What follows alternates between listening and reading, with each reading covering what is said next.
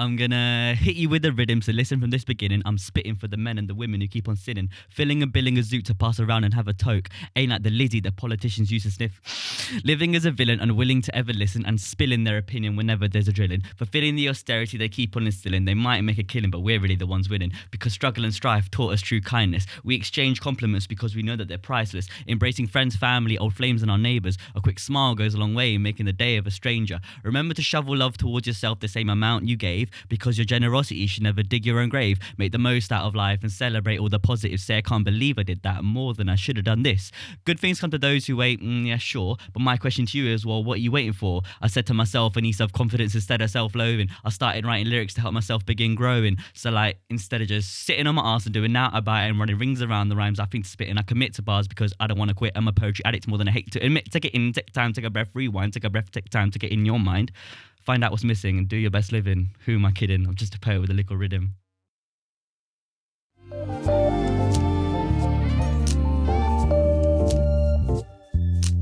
Whoa, Ace. Here we are, mate. The circle of life has come back round. So, this is season 1 recap part 1, and we've got A's in the building. How we doing, guys? Are we all right? How are you doing, mate? Are you well? I'm really good, Henry. You're looking fantastic, mate. So are you, my friend. You've been so worried about your hair, haven't you? Like, oh, does it look right? I had a new trim, you know. Yeah, you look on point because we've got a little video camera. We do have a video up, mate. Yeah. So we're doing 2 mediums at exactly the same time. Not only are we doing audio, but we can see your lovely face as well. So, look, this is season 1 recap of Word Spoken, and I got you on because you helped me start this off.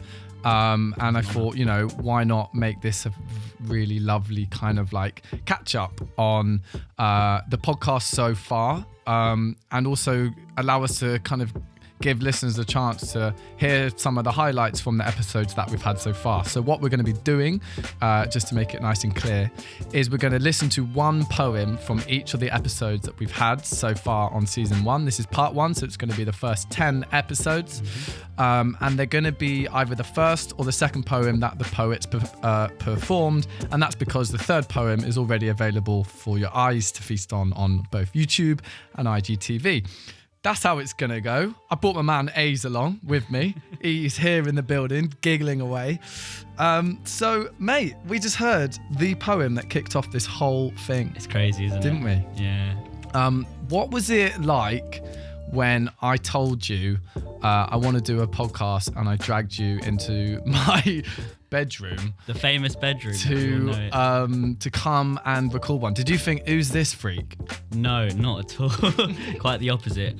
Before I actually get into anything, I just want to say, Henry, on behalf of obviously myself, all the poets that have been on this podcast, all the listeners, all the supporters, thank you so much for creating this amazing and important platform. Honestly.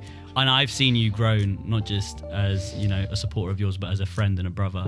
You've absolutely smashed this. And if we had like an audience with me, I know they'd all be clapping along. So give it up, Henry, guys. Woo! Honestly, and I wish it all to even greater heights, because you've already managed to do so well compared to other podcasts. And I know you're in your own lane, and stay in your own lane because you're thriving. You're thriving so well. So yeah. Bloody hell, we're getting deep already. Already, my friend. Already. No, thank you very much. And honestly, I'm going to throw that right back at you, because you're the first person who says, do you want to come do a podcast? And then, oh, by the way, it doesn't even exist yet. And then says yes. So you're that person that did that. So look, I'm going to throw that right back at you. Blind faith, my friend. So yeah, Poetry Rhythm was the poem you performed the very first night that I met you at Boxed In. And we were going to have a little chat, because you said on that night, you actually wrote it on that day, right? And I remember you kind of got up and you were like, and you slightly muffled it a little bit. Oh mate, I muffled it. That's because you were trying to do it without. Why did you do that? Oh my That's God. bold. Yeah, that was so. Boxed In was the first night I met you, and it was the first night that I wrote that poetry rhythm to perform and try to memorize it, because I like to memorize things, especially when you think, because Boxed In is slightly different to other poetry nights where it's 1 minute 30. You think you could sort of ruffle through it, and I've grown up spitting bars. Like, I come from an area in South London where we love that type of music. We grew up on grime, on garage, and on rap, and inside, big up. But I always thought I was confident, and And obviously, you know, I've managed to perform this poetry rhythm at headline gigs, at workshops with kids and adults. So I thought it was going to be fine, but obviously the first time, I just wanted to do it without. And the big thing that I got from it, because I didn't just mess it up once, I messed it up twice, and then I asked for a friend to give me my phone so I could like read off it. I think I remember like what I took from it. It is important to just keep your chin up and keep pushing, because the poetry scene is so welcoming. So for anyone that's listening here who's like an up and coming poet or is afraid of not being able to remember their lines, it's okay. And, you know, just keep pushing, because you can do it. You might end up on a podcast twice one day. Who knows? And one day, hopefully, I'll be able to interview you, because I'm pretty sure the fans want to hear your talent and your power. I don't know. Do you know what? I had thought about this, and there's been a couple of people that have said that. They're like, oh, when's your When are we going to hear your episode? Yeah. Well, this is the thing. I've been nervous about it. And like, the only reason is this is kind of like my little baby at the moment. Like, I've kind of like taken quite a lot of time to work on this and like get loads of guests on and stuff. And I get people on that I love, right? I see them live and I'm like, wow, you're sick. I really want you to come on. Or maybe I find them over Insta and like they've kind of done something really amazing. It's kind of really obvious that they've got some real talent. So those are the kind of two situations in which I find people. And I almost feel a little bit nervous about joining my name to that lineup, because these are people that I look up to, and like if I compare, I just feel like I might compare my poetry to theirs, and I don't know, I might be a bit embarrassed. I don't know. It's just weird. I feel as though like we're all our worst enemy in terms of comparing ourselves to other people. But from obviously an external fan point and being a supporter myself, I just feel as though like it's an episode that definitely needs to happen. Obviously it doesn't have to happen like anytime soon. Maybe the 1 year anniversary, who knows? No, I will do it, and it has to be a right timing, doesn't it? Looks like you're front of the queue for presenting. Mate, it'd be an honour. It'd be an honour to give people you. So yeah, we heard your first piece there, mate. So the next episode we had, episode 2. Wow, actually, this started. I think your episode came out in November. Yeah, we recorded in October. About 6 months ago. 6 months ago from now. Wow. That's mad, isn't it? The progression's been mad. Yeah, we've kind of grown it a little bit in that time, which is fun. I like that. So look, we then, after you came on and sat on my bedside table. In fact, no, we were standing for that one. You must have been knackered. Why did we stand? We didn't have many of your lovely merch tins as well. Got merch in the house. Shout out to the mugs and the stickers. So then we had Aicha come on for episode indeed. 2. And Aicha in episode 2 performed a poem called Spirit in the Flesh.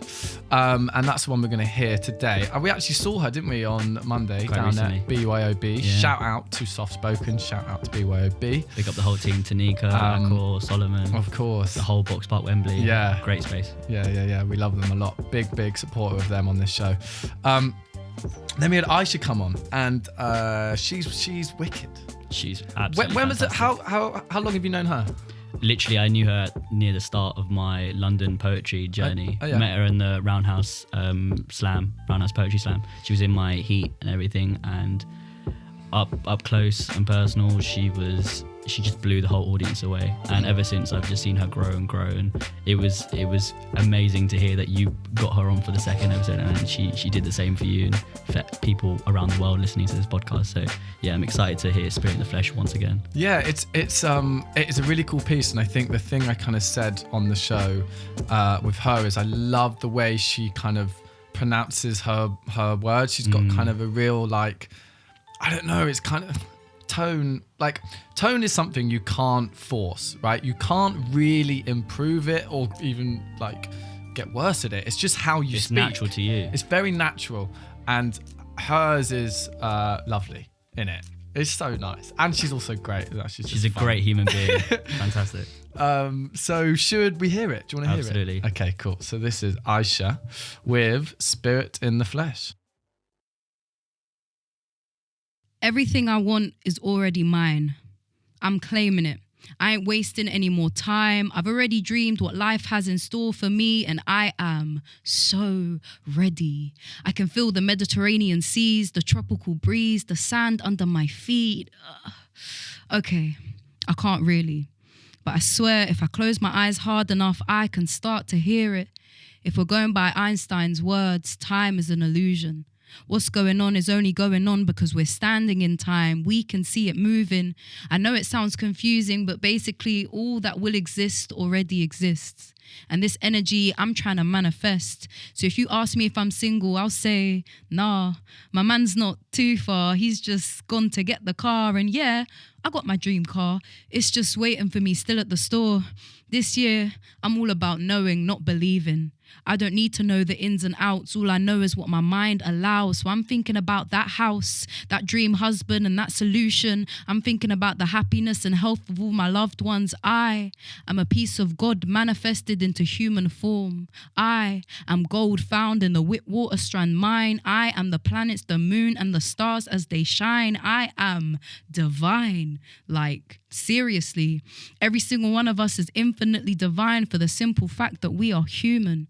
A spiritual, biological and physical force with no definite meaning, reason or cause, just present and grounded and healing and moving, just laughing and dancing and healing and choosing how powerful we are. Gold embellishments from her neck to her feet, sheer butter hair swaying in the breeze, aura glowing an iridescent purple and green. She came to me in a dream.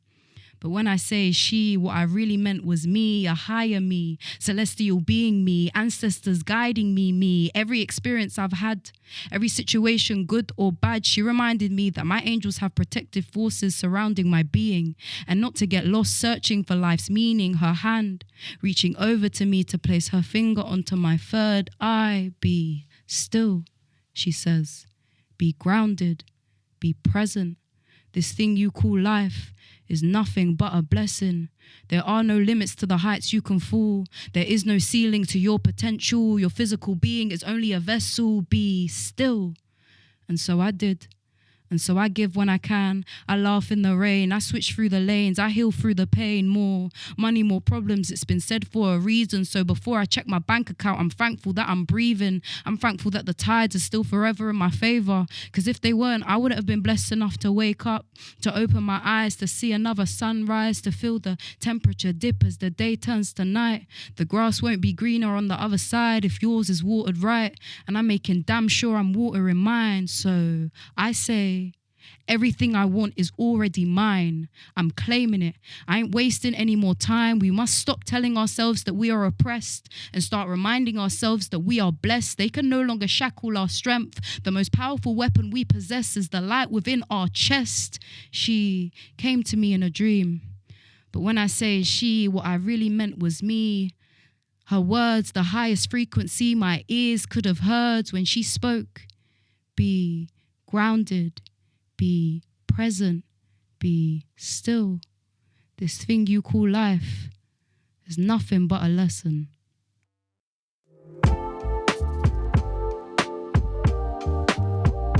That's beautiful, isn't it? Days. This thing you call life is nothing but a lesson. I'm just like, yes. Aicha. Do you know what? When I listened back to our episode, I called her Aicha all the time, and afterwards I realised when I was doing the edit, and I was like, oh man, it's Aicha. I was so embarrassed about that. I feel like we made up now. Nah, I sent her a message being like, I think I called you Aicha a lot. She's not the kind of person to hold that kind of No, grudge. I had only met her calm. once as well, so felt bad. That's a wicked piece, isn't it? And I really like the line in the middle where she goes, I am divine. Like, seriously. What a bar. It's wicked, isn't it? Yeah, do you know what as well? Something really cool about her is she, I don't know whether she would, is this a problem for me to say? She's just got signed as a poet. Is that a problem for me to say? I don't think it is. I think she'd be really proud Big of news. I believe anyone would be proud. Yeah, of it's that. cool. And especially her, because she really deserves that. She deserves the recognition. She deserves to, just succeed. Yeah, like It's mad though, it was isn't it? amazing to hear that. Yeah, because I was coming back on the tube with her after BYOB, and she was like, I was like, oh, what is your news? I hadn't seen her in ages. Honestly, I don't think I'd seen her since the recording, which was a silly long time ago. So when she was like, I've been signed, I have an agent. I was like, the fuck? Yeah. That's really cool, isn't it? It's happened before in the poetry scene, Yeah. but not very often. No. And you have to have her level of talent. But the thing is, like, not even just talent, it's also work rate as well, because you might think you don't have a talent, but if you just keep on working and just be consistent with your work, like you can achieve so much. And that just shows that being signed, like, poetry is moving more and more into the mainstream, which is a good sign for everyone else. It is good indicator. It has a lot of promise, and I think she's definitely got the kind of, like, that kind of energy and vibe which some people have and some people just don't. And I feel like she kind of has that. So when she told me, I was like, oh, I kind of get it. I was like, you're actually, yeah, fuck. I was really jealous. I was like, No, good. Turn the jealousy into positive energy. Of course. Yeah, no, absolutely. I feel as though, especially with the Spirit and the Flesh we've just heard, like, she's a very empowering individual. Like, she speaks the truth. She's reflecting on both, like, all three, like, past, present, and future. And it's a very self-reflective piece, just like all of her other poems, And yeah, if anyone deserves being signed and to get more, it's her. Because also as well, after the episode, when we recorded it, she was showing me some of the stuff that she was putting to music, and like, I was like, whoa, okay. Like, I think it was still a bit early for her. Like, she wasn't necessarily ready to do it on the podcast, but she kind of showed me like what she was working with and like gave me a brief example. Mate, I was like, okay, cool. This girl's got some fire. Yeah. So she's got signed. It's cool. It is amazing. What are your thoughts on like putting music to poetry? Because obviously throughout the whole season of Word Spoken, we've had a few that poets that have put music in the background, and like, it's been incredible to hear. You know what? It's I mean, I love it, right? I kind of used to do, like, I love music, right? And I used to do a bit of singer-songwriting stuff. Oh, you guys should hear Henry singing. It's amazing. But so for me, I think it's the best way for poetry to reach a wider group of people, right? It really helps with mass appeal. But I think if as long as it doesn't turn into rap. I mean, obviously I love rap music, but I think it's kind of maybe if it loses its kind of spoken word roots, and I'm like, okay, cool, well, now that's just music, what rather than like word music, which is kind of what I would love to see loads of poets doing. Honestly, I think there's so many poets that I've met that all they need is a little nudge into the music world and they would do really sick. I think Aicha's a prime example.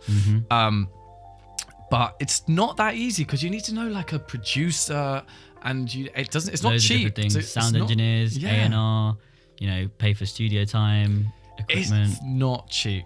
Yeah. So I think it's something that a lot of poets probably find quite hard to do, because also it's a whole nother skill set. Have you ever put your stuff to music? I thought about, like, even for example the poetry rhythm, because that's like it's a quick freestyle.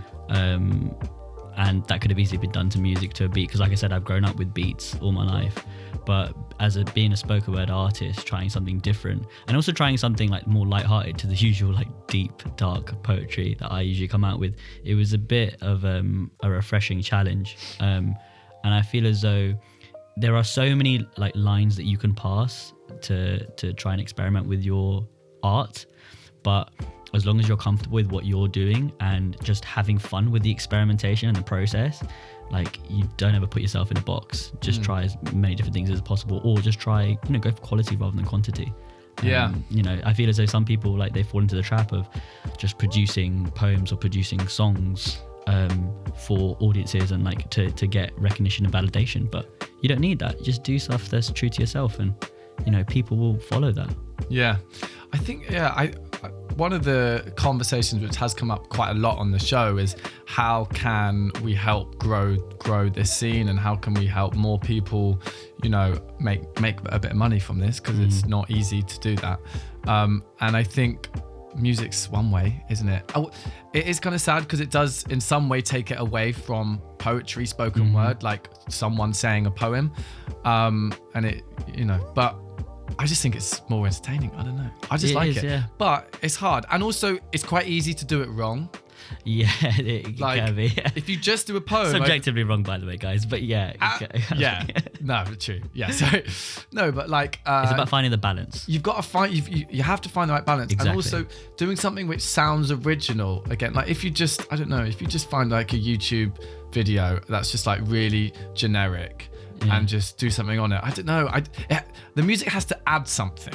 I think, for it to be worthwhile and for it to really have some value. If you just have music behind your poem, then you're missing out on an opportunity to really enhance the kind of reach of it, I think. I don't know. Exactly. And also, like you have mentioned, you know, to gain money or to gain success, you'd have to put music onto it. Like, it's not always necessarily the case as well. There have been conversations on this season of Word Spoken whereby, you know, you can collaborate with big companies that are looking for, you know, like artists like poets to you know, perform on top of some of their, you know, brands or commercials or adverts. Like, there's so many different types of poetry that you could get into, so you don't necessarily have to, what's the word, put music onto it for the sake of it being more quote unquote listenable. Yeah. You can No, stay you're right. you can stay true to yourself, but obviously, like I said, if the music adds something to it, then definitely go for it. Yeah. But it's all about networking. In any industry that you go into, the more people that you find, the more people that you speak to, they're gonna, you know, open doors and give more opportunities to you, and you just got to stay in contact and maintain those relationships. Yeah, no, you're right. That's how you can grow. Okay, so episode 3. Yeah, Maddie, who you know the least about. Why is that so surprising? It's just fun because you know everyone on this scene. No, I hate You know when everyone people that's say been on the this. podcast, don't you? Apart from, I believe, Maddie. And Yeah. I'm really happy that I don't know Maddie yet. I'd love to meet her. I'm really happy I don't know her. She's bloody annoying. She's so incredible because as soon as I heard this, I just love learning about people and learning about people's stories. So it was a pleasant surprise to hear someone amongst your list that I hadn't heard, and knowing the fact that, you know, you and her had a previous, like, you know, friendship, and you still are friends. This is great, and she's so talented. It was really funny because she was kind of, in terms of me getting into spoken word, she was like the first step. Instrumental. Yeah. Yeah. Well, she was. She just showed me some of her work once. In fact, she showed me the poem that we're going to hear on the Love show that title. today. Oh, it's an amazing Do title. you want to say it? No, go on, you can. It's a letter to the pig whose heart valve was transplanted for my uncles. There you go. It is one of the longest I love titles. But we were working as runners together, and we were sat in like the lunchroom one day having a meal deal. It was a bloody lovely meal deal, actually. I reckon I had an innocent smoothie. I reckon there was some cheese and onion Walker's crisps in there, and I'm not even joking. There was probably a chicken, bacon, and avocado sandwich. Oh, so British. Fantastic. And anyway, I was chowing down on my 3-course meal deal, and Maddie showed me her poem, and she kind of played it out. Or did I read it, or she played it? I don't know. But it was this one, and it was really lovely. It's just it's a really nice piece, and then she kind of told me all about the scene in London, that she's been to these, and I was like, whoa, I'm out of this loop, and I want to get in it. And then 6 months after that, probably more actually, it was a long time after that, I got her to come down and record episode 3, which is really good fun. And I like the fact you don't know too much about it, because you know freaking everything about everyone. No, I just like. So she's speaking to mine. people. Yeah, it's fine. I'm looking forward to listening to this. Okay, now, cool. yeah. I think we should jump in and hear it. So this is Maddie Haynes from episode 3, and it's entitled "The Pig Who's." Oh, fuck it. Whatever. I'll say it. The letter to the pig whose heart valve was transplanted for my uncles. To whom it may concern. It feels weird to be writing so formally, after the 10 Christmases we've spent and the birthday presents you've sent me. But it seemed like poetry was the only language that we might both speak, so I could say thank you in both human and pig. I'm sorry that it took me this long. My family aren't big talkers. We've got a tendency to keep our hearts to ourselves until they get so big that they collapse and we need new ones. And I'm sorry that we took yours without asking. Dear Pig, I read somewhere that it's not uncommon for sows to eat their own young on pig farms. And maybe that's the only way they know to keep them safe. To take them back inside and hope that next time might be better. And though I'd never eat you, I'd tear you apart myself to stop my mother from crying. I don't know what they did with the rest of you. If you're now a series of miracle pig uncles, a whole race of sphinx-like pig woman angels, I hope so. And while it would be naive to say you were born again, your body turned into 10 more years of family. And I think I'd like to die like that. Dear pig, sometimes there's a hole in my chest too. Do you think we feel the same? Dear pig, if you'd sat by my uncle on a quiet afternoon, you'd have heard the soft whirring of his mechano insides. That farmyard sci-fi tick, tick, tick. Mum joked he was a cyborg, but he was evolution. Closer than the rest of us to 100% you. 100% prime, lean peacefulness. And I know it's a beat that you never got to hear, but my uncle sounded like you, pig. And I wanted you to know that.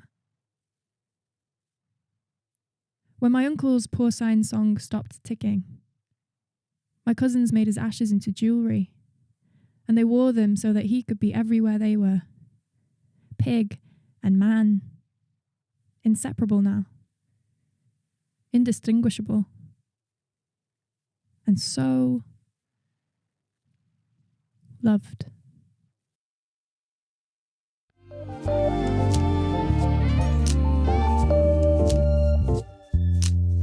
Wow, there we go. That was Maddie Haynes with A Letter to the Pig Whose Heart Valve. Do you want me to do it again?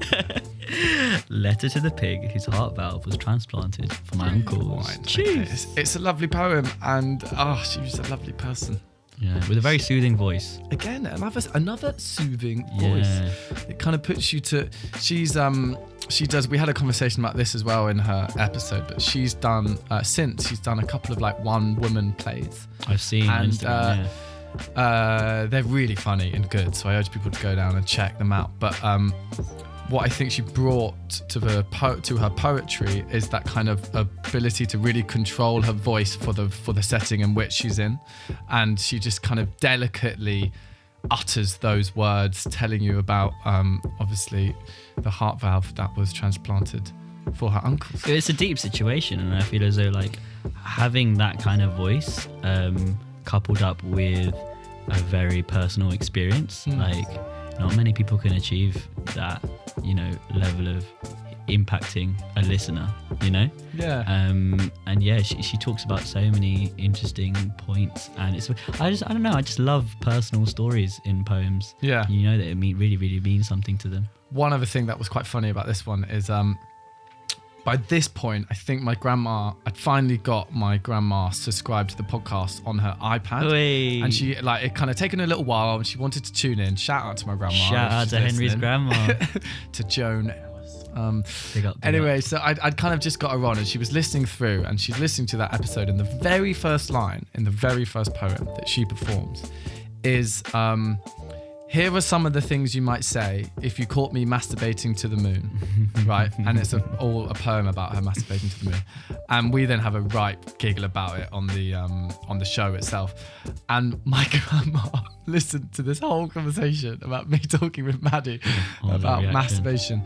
And mate, it was so funny. She was like, she was trying to be like, I have lived. And I was like, come on, just stop. You don't want to know about my that. Grandma. You don't want to know about I just don't want to partake in this conversation right now. Listen, but you know what? It actually made me think it's kind of quite cool, because my grandma is probably, other than this little podcast that she tunes into now, probably quite unexposed to the diversity of like youth culture. Like she lives in a little village on like the English coastline. Okay. So like her world is probably pretty small. Demographic wise, complete shock. Everyone's her age. Yeah. And I don't know. I kind of quite like the fact that she hears me kind of sit down with people that I've met in London and stuff and just chat about like current stuff. It probably opens her up to other conversations that she doesn't hear. Yeah, and that's the beauty of this podcast as well, is the fact that you don't know who's listening. Anyone could be listening. You don't have to be a poet to be listening to this. You could just be someone who's just interested in the art form or just wants to know about different voices of London. And you know, there are some people who haven't been from London on this podcast. You know, you get to know people, like their voices, their stories, regardless of their age, sex, gender, race, religion. Like, you've delved into some really important issues that, you know, mainstream media doesn't really talk about. Yeah. And mainstream media, I'm sorry to say this, like in the near future, they will not shine a light on unless you really push the door open. And you know, these are one of the ways that you can push the door open for the viewer that is like your, you know, grandmother or listener, viewer. I mean, hopefully she's watching on YouTube and IGTV. Yeah, Big up. exactly. It is a bit of a funny one, but the I don't know. It's something that I had this conversation with her, and it was very funny. One other thing I want to kind of point out is, you know, we kind of said we're having these conversations, which not necessarily the mainstream media are having yet. But one thing I kind of want to acknowledge as I look back on the season is how at the start I was a bit shit. Oh God. What's your thoughts? I don't think you were that bad. I really do. I think I can't listen back to our episode. Really? I can't. It It's cringes the first out. one as well. It's also to the be fair, I'll be intro. honest with you. Do you want me to be very honest? Go on, do it. I haven't listened back to our episode Yeah. either. Other than obviously the few clips that I've put on Yeah. Instagram to promote you, and obviously, you know, every single week, I'm doing my hardest to promote not my episode, just everyone else's episode, because like I'm blown away by the talent that you bring on. And every like poetry night that I'm at, you know, I just say, have you listened to Henry's podcast? Have you listened to Words? Yeah, like the number one fan. The person that's performing. Oh, do you know that they literally just had a podcast episode out? You should check it out. Yeah. But like I said at the start, like I've seen firsthand your progression, because I listen in every single week, like so many others who listen in. Like, we've seen you grow, and you not just your type of questions, how you know carry yourself, and you become more comfortable. I think it's a confidence thing. Like, genuinely, when I had you down for the first one, I don't know why I was nervous, but the mic turned on and I was like, shit, I'm actually a bit nervous. And like, I had nothing to be nervous about, because there was no like back. Like, now I'm a bit nervous of like not doing well in an episode, because like I feel like the previous ones are done very well. Do you know what I mean? Like, now there's something to compare. It's a different kind of nervousness. Yeah. But then at the time, I don't know why I was so nervous. I just wanted to do it well, and now I can't listen back. So do you know what I actually sometimes do? I'm like, if ever I meet someone and I'm like, oh, tune into like the podcast, and I do say, I think I get a bit better. So really? If I'm annoying in the first, just like hang on. Oh, bless, mate. Yeah. No, you honestly, even as the first episode, it was a good experience. It was a good experience. It was really fun. And like, we both got more comfortable as the episode went on. You yourself get comfortable through each episode, like every single time. And like, for you to start something that you haven't done before, it's just natural, you know. And you're already doing so well, so you can never be too hard on yourself, you know. It is a weird one. But I guess I didn't. Honestly, the main reason why I was a bit crap in the first one is because I'd never done it before. Yeah. Like, I literally just turned on them. I didn't really prepare a lot either. Also, I was hungover. I remember. I was really hungover. Where had I been the previous night? I can't even remember. I was at my mate's house or something, and I literally was like, oh, my eyes were. I was like, why did I do this? But you persevered. Here's a question then. Did you remember? Wait, you remember that? Did I tell you I was hungover, or did you just notice? I went to uni. I noticed. Shit. That's probably why I was nervous. Like, Yeah. Fuck, he probably thinks I don't even give a shit about No, this. I knew you give a shit. But here's the question then: why did you actually, genuinely, really start this podcast, and Right. why did you persevere to continue? Good question. Why did I start it? Honestly, I have a bit of an answer, which I feel like is a bit of a running thing, and I don't know whether it's true, but it's what I say. It might be true. What I say is like I got very heavily involved in the scene. Actually, not really for that long. Yeah. And I was going to a lot of nights. I was meeting a lot of people, Yeah, you and I consume a ridiculous amount of YouTube content and like loads of podcasts and stuff. And I was just like, I wanted to find a platform where I could kind of enjoy spoken word to a high level, but outside of the open mic setting. And I looked on YouTube and I looked for podcasts and stuff, and there are some, and I did find some, but I didn't find a platform which I really liked, and like where there was loads of content that I could just go through. Honestly, that's it. And then I was kind of like wanting to do something a bit more creative and a bit more like fun with my evenings after my day job, I guess, is that one way to put it. And I don't know, I just bought the equipment once. Like I just got like Your setup is sick. It's a good setup. I think the thing that makes it look better is this foam stuff on the wall. Oh yeah, for those of you that was like listening 20 who haven't quid, seen- and it was the best money I ever spent. Great investment, Isn't it? And it makes it look so much more professional. It makes it look like a thing, Yeah. rather than just like a corner. We out here in the booth. We're in the booth. Big up. It's it's a mad one. But honestly, that is why I started it, and why I persevered is because I was like, okay, well now it's weekly. Yeah. I better keep this going. Consistency. And also, I kept on meeting more people that I wanted to come on. Yeah, you did. And I like still do. There's still so many people that I'm like desperate to get on. Variety of voices. Yeah, and a variety of voices, and it's not. If I ever get to the point where I feel like I've done an episode with everyone that I really like, which I don't think I'll ever get to, because the more you go to open mics, you find someone new. But if that did ever happen, then I might have a little break. But before that, I'm gonna keep going. Definitely, man. You gotta keep going. And the thing is, you found that gap in the market.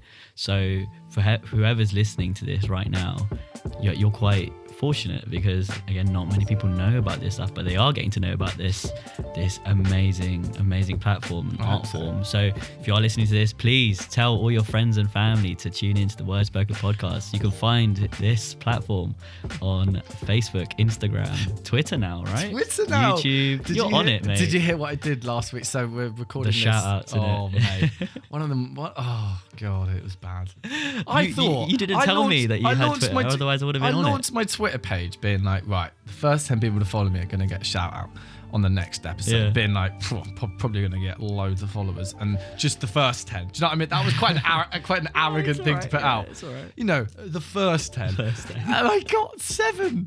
The week later, I had 7 followers, and I had to like tail between my legs, be like, so the shout outs go to these 7 people. Feeling like a right muppet. Do you know what? I respect that you actually went through with it and you listed the shout outs that were there. Yeah. Because the people that did give you the time, you know, they're gonna be, you know, you're all gonna be famous anyway one day. So one of them was my mum. I went down. So my mum's got a Twitter account called Jib Cruise Watch, right? Because we used to live in Gibraltar. And I don't know why she called it Jib Cruise Watch. We could see the cruise ships from our flat. Maybe that was what she did when she set it up. She doesn't use Twitter, as you could probably tell. But anyway, I kind of went on and I saw this account and I was like, oh, that's my mum. And then I clicked on the thing, and you know, like the bio you can have on a Twitter account. Yeah. Hers was actually, I don't think she's ever tweeted anything. Never. She might have done once about a boat, I guess. Of course. But like, she's not on it. But her like bio or like little quote says, "A free spirit loving life." I shit you not. Wow. That's pretty weird, isn't it? I was like, I checked. I just love that though. That's That's class.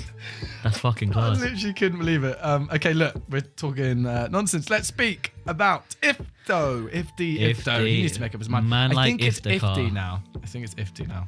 Whatever he wants. Whatever he because wants He is chilled. is a natural born talent. Co-founder of Off the Chest, which me and you have been to many a A time. few times, yeah. Great night in East London. Great Marlend. night in Marlend of East London. Not easy. First of all, before we get into his home, just want to say it's not easy hosting a podcast. It's not easy hosting a poetry event. He's co-hosting a poetry event with Ella, obviously, who we've also got on this lovely podcast. But Lovely podcast. Just props to Ifti, mate. Like, Yeah. He was. I met him, you and him on the same night. We did. Big Yeah. up Boxed We In. met on the same night, and I was it was pretty mad. And the fact that he was, obviously game to come do the fourth one, I was like, yes, that was a good night that I went to. Yeah. Do you know what I mean? Why did I go to Networking that night? I probably still would have gotten into poetry, but maybe things would have been a bit different. Yeah. Because you two were the first two guys that I met, and you kind of both showed me a lot of love and like. You've got it, mate. You've got to show love. But what it was was the first time I'd gone to a couple nights, but I'd gone with my friends and then left. I'd never really gone, and that was the And stayed after the. and stayed Oh no! afterwards. Honestly, you've got to stay. After. You have to do it. That's where the conversations happen, because there's only so much that you can get from a poem, but actually like speaking to people and just getting to know each other. Yeah. It's a beautiful thing. You guys were literally the two that showed me that, and so in a way, everything that happened to me kind of was kick-started by that evening. We're gonna high five that one. Right, so look, let's listen to his piece called Peace. He's got a real like dry kind of tone when he speaks, kind of like Jack D almost. So yeah, made for a really great episode. So yeah, I think we're gonna hear it. This is Ifto from episode 4 with Peace. Peace to every fleece that keeps you warm in a cold world. The least we can offer is a proper duty of care towards ourselves. Somewhere I forgot that my mind is as much a part of me as my limbs. I was unaware of the share of damage I caused it when I popped pills like mints. And in the midst of the addiction that swallowed me, I heard your voice. The veins that stained the plains of my wrists spelt out that I had a choice. But it was far too easy to fall face first right back into bad habits. Nightmares sidestepped entirely with the aid of powerful tablets. I couldn't face my demons, so I got drunk with them. I couldn't face my guilty feelings, yet I stunk of them. A man can bury his emotions in the garden of his conscience, only for them to grow into trees of addiction with branches monstrous, that reach into all other areas of his once tidily kept backyard. Peace to every boy like me that suddenly found himself going too far.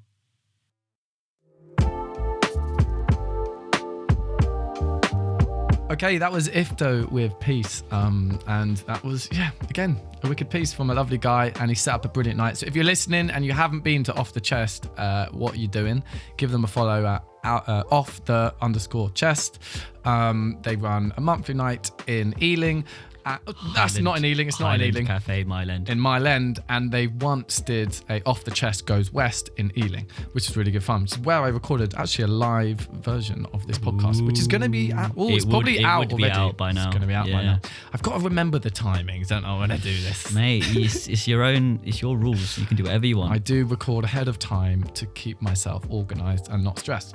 Anyway. Do you know what I like about Ifto's poem though? I really like the line about a man can bury his emotions in the garden of his conscience. Like, he's talking about such important subject matter in terms of, it is important for men to open up about their mental health, and I wish more men around the world heard this specific poem as well. Like, especially men of colour like myself. Like, I can relate a lot to Ifto's like sound and the content that he's trying to put out, and he is successfully putting out.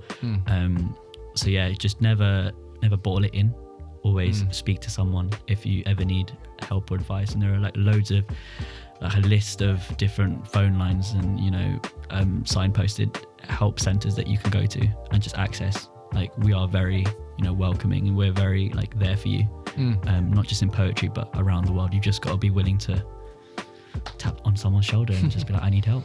No, you're right, and I think he definitely does that in that piece that we just heard, and I think it's cool. I think that's where poetry really does find its purpose, in its in the way that someone can hear a piece which someone else has written and just relate to it so much. Like people often say that with music, you know, like when often if a fan meets their like idol, they say, oh my God, your album helped me get through this difficult time so much. And it's exactly the same with this kind of spoken word thing, is someone's personal account, someone's personal story can have value for someone else, right? Yeah. And they can almost put into words something they thought and experienced but didn't know How to articulate it. exactly. And I think that's something that's really kind of common, and definitely with that piece he did that, right? And it's really cool. Yeah, It is I very liked cool, it. very powerful.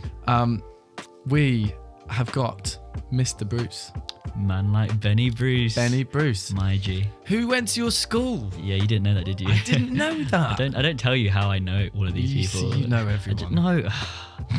Thing is, Benny and I, yeah, we go way back, but we only actually, even though we knew of each other, we only really started like developing our friendship through poetry, the poetry scene. And it was just a blessing to see him on, you know, the scene and just pouring his heart out in such a cool, slick way. Like the way that he delivers his poetry, it's a big art, the way that he does it. Yeah, he's I was so chuffed that he wanted to come down. So where did I meet him? I met him at the Poets Dictionary. And Do you want to say the come on.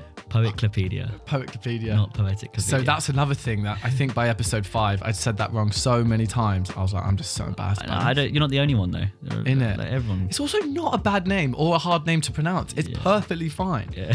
I'm a bit of a muppet, aren't I? He was another one I met. In fact, I met Benny and Aicha at the same night. Yeah. And didn't you meet? Yeah, you met quite a few. Yeah. It was a really good one. And he's really great. And I actually wanted to pick this piece because this was a piece that he performed when I saw him. Mm-hmm. And it's called Motherland. Mm-hmm. And if anyone has had the pleasure of seeing him perform live, Oh, it was great. they would have, This one sticks with you. Like, I kind of brought a couple mates down to that night and they were like, Oh, really? Whoa, he's good. And I'm like, yeah. he is, isn't he? So I went up to him like, can you come to my show? Of course he was going to say yes. Yeah. I was really glad that he did. And he did this piece called Motherland. I think it was for Ghana Independence Day. Is that right? Yes, I believe so. Oh, God. Yeah, that is right, isn't it? And I think he's like performed it. I think he performed it for Ghana Independence Day, like at some kind of he event. definitely released it on the day. Yeah. It's really mad. But so you've known him since school, but you weren't in the same year. No, he was 2 years above me. It's weird because I was like good friends with a lot of his friends. It's just like, obviously, you know, when you're in school, your paths don't always cross. But now, you know, our paths are crossing all the time. The paths are intertwined. Our paths are intertwined. We get the tube back home. Yeah, it's sick. It's kind of weird how that does happen. Like when you're at school, like I don't know whether it's the same case in your one, but the kind of gaps in years seem really, really big, don't they? Mm-hmm. Like there's a gorge, there's a like crevice in between each year. Like if that's the year above, that's the year below. Yeah. And then you kind of get to your 20s and everyone looks the same age and you're like, Legit.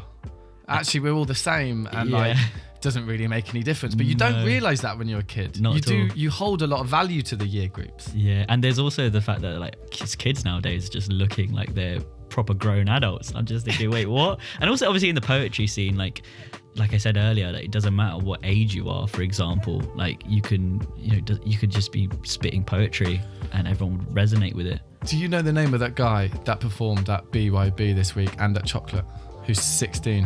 Do you know his name? You know everyone's name. Come on. Oh, wait. I wanna give him a shout out. There were two young people. Yeah, but there's only one that performed, right? Come on, do you know his name? Was his name Fawaz? I believe it was Fawaz. He had the Instagram Brown Boy Banter. Oh, yeah? I don't know if he was 16. He was quite young. No, as in he performed at BYB Oh, and no. at Chocolate. Oh, sorry. Show the Poet. Show the Show the Poet. There Honestly, we go. Show is a killer. It's on the incredible. mic. Yeah. You rarely see He was someone like, of his age. Fawaz was, I think he's like one of soft-spoken students, but I think he was 18. Show the Poet is 16 and he was the youth performer That's it. for BYOB, but he also first came on to our radar at Chocolate Poetry Club. Mm-hmm.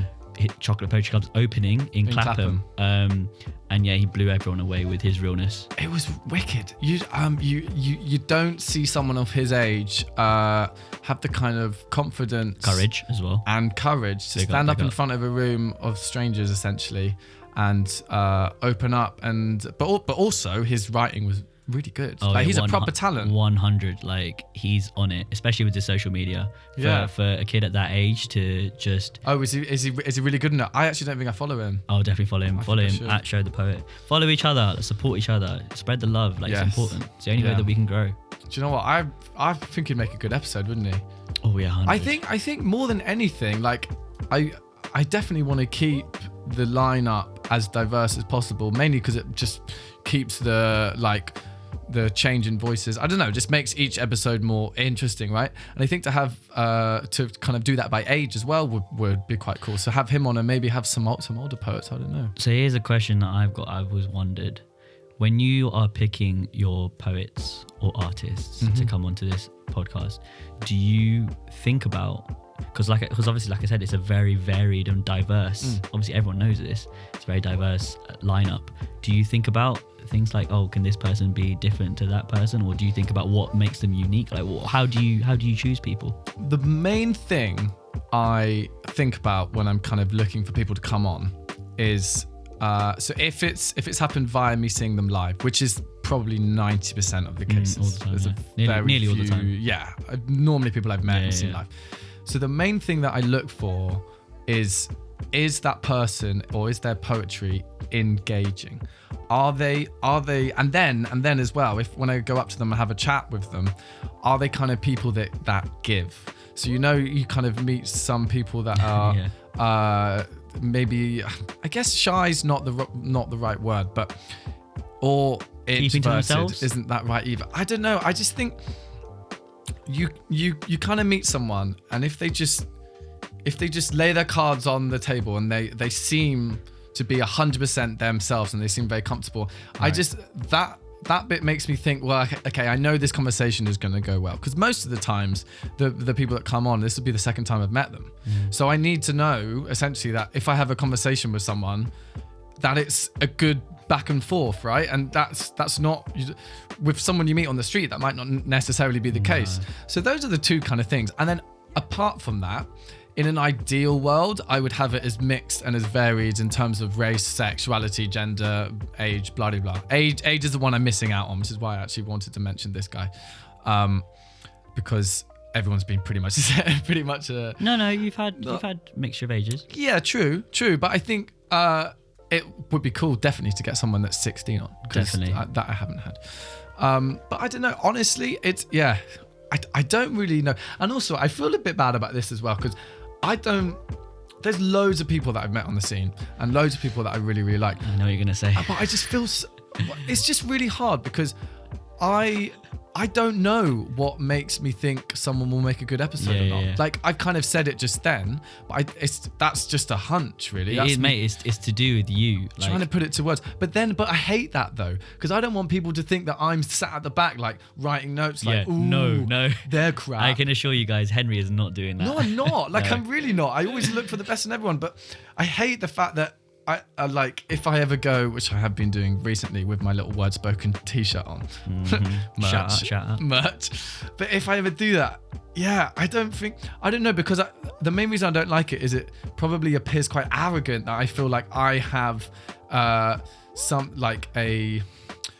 I am worthy enough to kind of judge other people. Right. To kind of see what I mean and say, okay, I want you and I don't want you. I really hate that. Right. But I guess it's just what comes with having to do that. I have just got to face that. Well, no, people will interpret it however they want to interpret it. But like I said, I've just asked you the question, you've answered it pretty well. And honestly, I did try. No. So, people can take from that whatever they want to take from it. Like, it's nothing to do with other people and their, poetry. It's just to do with, who you want. And like I said, this is your platform. So, and you never know, the people might be listening, the next encounter with you might be, might click. Also, I just want to say to like, if there's anyone that, I don't know, feels like I should have asked them and I haven't, Oh, what do I say? I don't know. I really don't know. Just I want everyone have an to come open on. conversation if Yeah. you want. Like, Please don't take it as any form don't ever take it personally. of negative. No, it's no. really not. None of It this. just- None of this is as well. None of this is like business wise or anything like that. No. None of us are getting paid or Yeah. anything. There's no money involved in No. this. This is all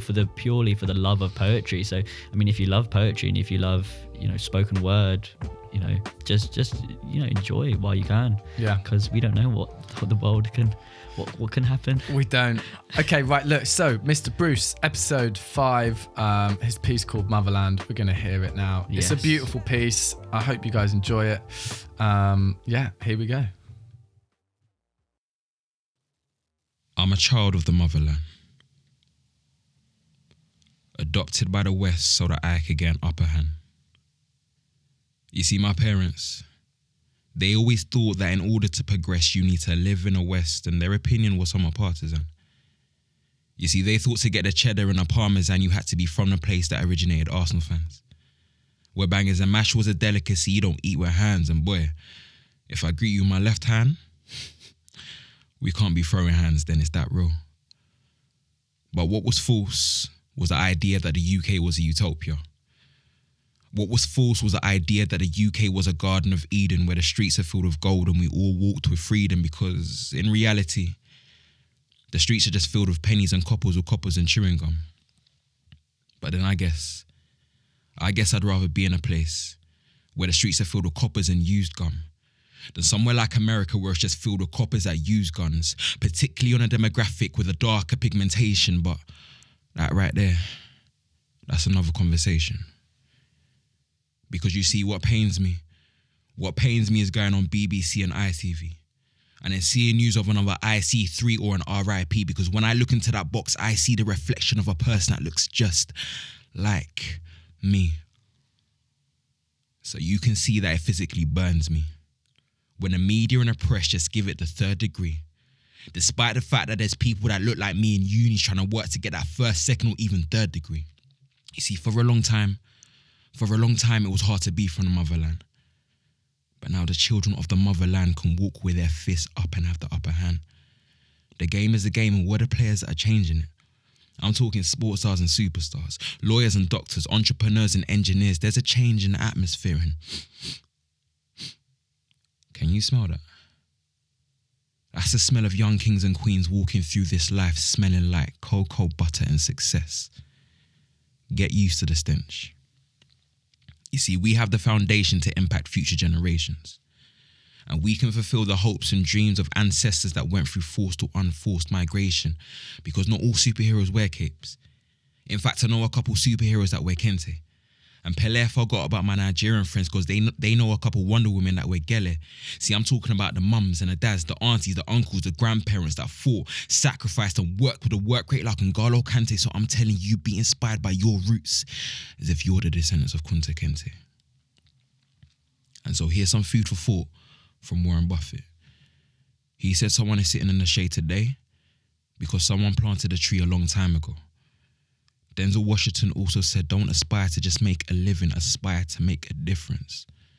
So what seeds can we sow to help someone blossom, fly, shine, and grow into a better tomorrow? Because with great power comes great responsibility.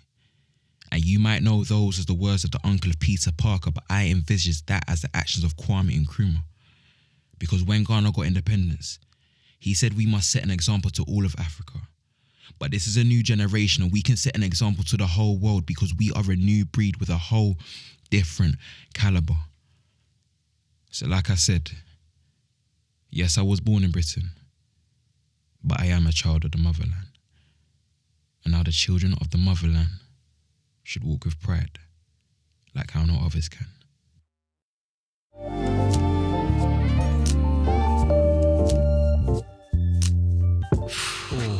Man like Benny Bruce, you know. It's good, isn't it? Oh my days. That's a really good poem. And it's, the thing is, like, not just like obviously wordplay, insane. Yeah. Subject matter, insane. Relatability, like, it was such a relatable piece. Like the cadence as well is really good, isn't it? Like the flow of it, the Exactly. rhythm. He's great. Yeah, and I think, like, obviously the fact that he was, born here, but still a huge sense of pride, in his cultural heritage, roots, identity, hashtag cocoa butter and success. Yeah. But like, you know, he also exposes like the negative, you know, perceptions and injustices of society and the media, both in the UK and the US. You know, police brutality, white privilege. Like, I can relate hugely. You know, since my Asian culture is very similar to his Africa culture, in the sense that both our previous generations came to the UK in the aftermath of the war to help rebuild, but also to, you know, build our own lives. He's doing a lot in such a short space of time, and you know, there is a power to that.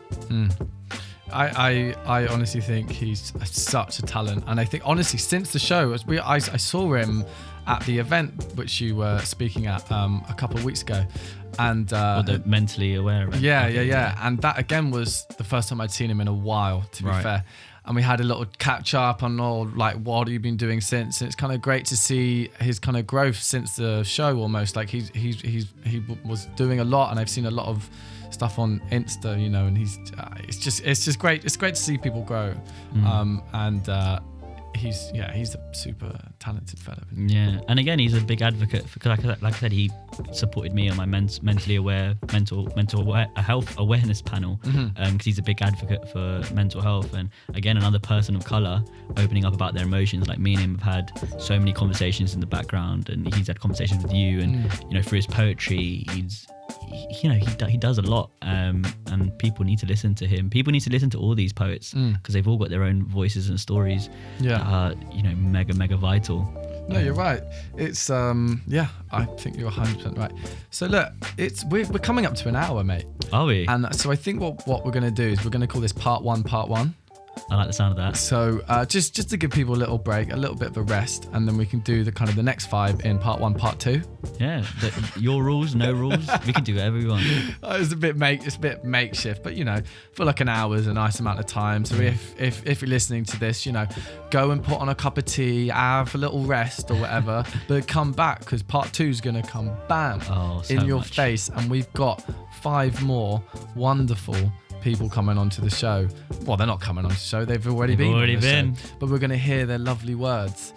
So I feel like we should do that, yeah? Yeah, definitely. It's been an interesting conversation so far. It has, isn't it? About all of them, and about obviously the poetry scene in general, and this, you know, podcast. We're going to urge our listeners to tune in to part 1, part 2. 100%, and get everyone else to tune in. Spread the word. Spread the word. Recap part 1, part 2.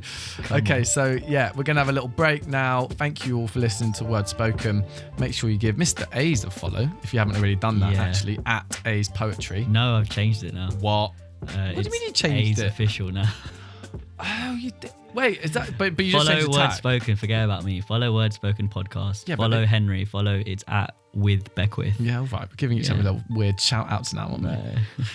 Yeah, why did you change it? I'm just going for a rebrand at the moment. No, I've been collaborating with a good friend of mine who's a graphic designer, so like I said, collaboration's important. You know, you're just wanting that blue tick, aren't you, mate? No, no. It's nothing. Again, it's what I said to the start. It's nothing about the blue tick, or it's nothing about the like recognition. It's to do with you being comfortable with your own art and you doing it for yourself rather than other people. Yeah, you got me digging. You were literally right. Look. Part one. That sounds stupid. Recap. Season 1, part 1, part 1 has come to an end. Season 1, part 1. And it's going to be recap. Season 1, part 1, part 2 coming up in 2 seconds. So cheers for listening. See you in a bit.